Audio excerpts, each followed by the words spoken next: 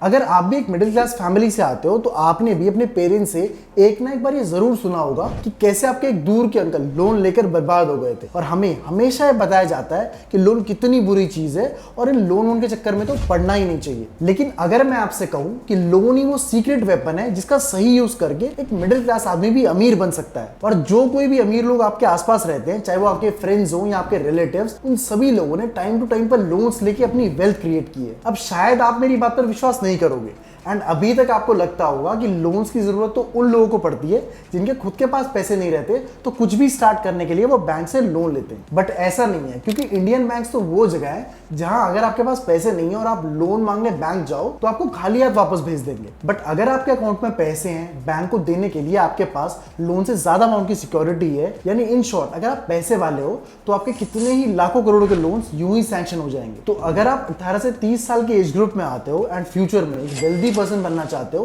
तो इस वीडियो को एंड तक देखो, बिकॉज इस वीडियो में हम डिस्कस करेंगे कैसे अमीर लोग लोन्स लेकर और भी ज्यादा वेल्दी बनते हैं और समझेंगे लोन लेकर पैसे कमाने के 4 ऐसे तरीके जो सिर्फ अमीर लोग जानते हैं। So hello everyone, welcome back to this channel और जल्दी से शुरू करते हैं आज के इस वीडियो को। सबसे पहले हम ये समझ लेते हैं कि लोन या डेट होता क्या है। जब भी आप किसी थर्ड पार्टी से पैसे लेते हो और इस पैसे को आपको इंटरेस्ट के साथ वापस करना होता है तो इसे लोन कहते हैं। अब थर्ड पार्टी कोई बैंक या आपके फ्रेंड्स एंड रिलेटिव्स भी हो सकते हैं। अब जनरल बिलीफ तो ये है कि लोन लेना बुरी चीज है, but that's not completely true. और इसी बात को रिच लोग समझते हैं। उन्हें पता है कि अगर लोन को सही तरीके से यूज किया जाए तो इससे वेल्थ भी क्रिएट हो सकती है। लेकिन जो मिडिल क्लास लोग होते हैं उनको लोन लेना हमेशा से ही गलत लगता है और जो घर का बड़ा होता है वो हमेशा अपने छोटों को यही सलाह देता है कि वो लोन से दूर रहे। बट ऐसा है क्यों, चलिए ये भी समझ लेते हैं। लोन्स दो तरीके के होते हैं, good loans and bad loans. जब भी आप लोन किसी ऐसी परचेज के लिए लेते हो जिसकी फ्यूचर में वैल्यू बढ़ सके या उस परचेज से फ्यूचर में आपकी इनकम इंक्रीज हो सके तो उसे गुड लोन कहा जाएगा। फॉर एग्जाम्पल, जैसे आपने किसी कमर्शियल प्रॉपर्टी को परचेज करने के लिए लोन लिया जिसकी फ्यूचर में वैल्यू बढ़ सकती है या जिससे फ्यूचर में आप मंथली रेंट भी अर्न कर सकते हो, या आप एजुकेशन लोन लेते हो जिससे फ्यूचर में आपकी इनकम इंक्रीज हो सके, तो ऐसे लोन्स गुड लोन्स की कैटेगरी में आते हैं। और इसी वजह से गुड लोन्स को इन्वेस्टमेंट भी बोला जाता है, जबकि बैड लोन एक लायबिलिटी होता है। आप समझ लेते हैं कि बैड लोन्स क्या होते हैं। जब भी आप किसी ऐसी परचेज के लिए लोन लेते हो जिसकी फ्यूचर में वैल्यू डिप्रिशिएट हो या जिससे आपकी फ्यूचर इनकम कम होती है तो उसे बैड लोन कहा जाएगा। फॉर एग्जाम्पल, अगर आप लोन लेकर एक कार परचेज करते हो जो कि एक डिप्रिशिएटिंग एसेट है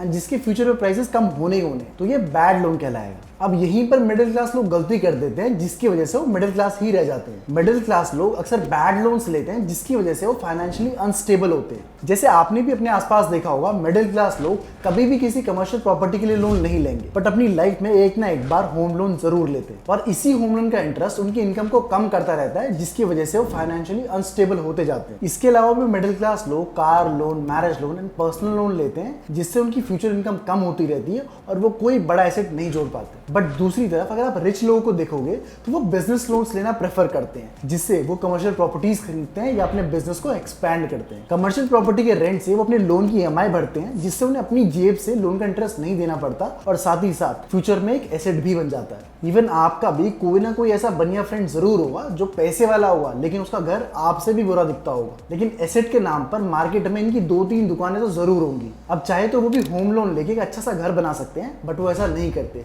वो पहले बिजनेस लोन लेके अपने बिजनेस को एक्सपैंड करेंगे और उसके बाद में घर बनाएंगे।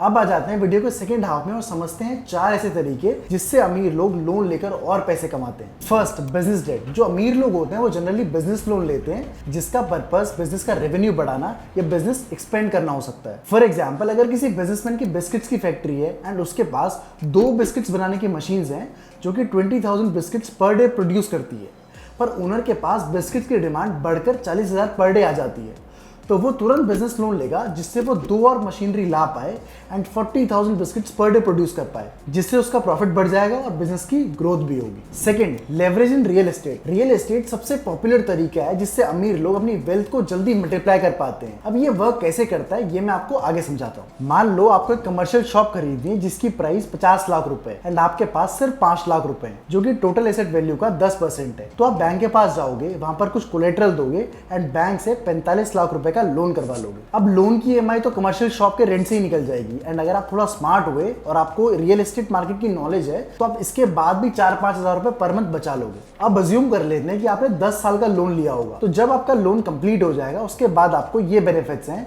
सबसे पहला तो आपका एसेट फ्री हो जाएगा, सेकेंडली आपको रेंट मिलने लग जाएगा, एंड थर्डली अगर रियल एस्टेट की चॉइस अच्छी रही तो इजीली अगले 10 साल के अंदर आपकी शॉप की वैल्यू डबल होकर करीब 1 करोड़ रुपए हो जाएगी। तो इस तरीके से आप सिर्फ 5 लाख रुपए से 1 करोड़ तक का एसेट बना सकते हो। और इस एसेट का सबसे बड़ा फायदा यह है कि आप आगे कमर्शियल प्रॉपर्टीज खरीदने के लिए इसे एज अ कोलेटरल भी यूज कर सकते हो। अब जितना आसान ये बताना है उससे कई ज्यादा मुश्किल इसको एग्जीक्यूट करना है, बट आपको भी समझना पड़ेगा कि वेल्थ क्रिएट करना भी आसान नहीं है। आपको मेहनत करनी पड़ेगी, एफर्ट्स लगाने पड़ेंगे और तभी जाके आप वेल्थी बन पाओगे। थर्ड मेथड है लेवरेज बाय आउट, और इस मेथड को अल्ट्रा वेल्थी लोग ही यूज कर पाते हैं। और इसी मेथड का यूज करके एलॉन मस्क ने ट्विटर डील को भी फाइनेंस किया था। ये कुछ ऐसे वर्क करता है, अगर आपको कोई कंपनी खरीदनी है तो आप उस कंपनी को एज अ कोलेटरल के तौर पर बैंक के पास रख सकते हो एंड बैंक से पैसे ले सकते हो। इसमें बैंक आपको कंपनी की वैल्यू का 70 to 80% कैश दे देगा एंड रेस्ट अमाउंट आपको अपनी पॉकेट से डालनी पड़ती है। और इस स्ट्रैटेजी का एडवांटेज ये है कि अगर बिजनेस अच्छा करेगा तो बैंक्स को सिर्फ इंटरेस्ट देना पड़ेगा और प्रॉफिट्स ओनर खुद रख सकते हैं।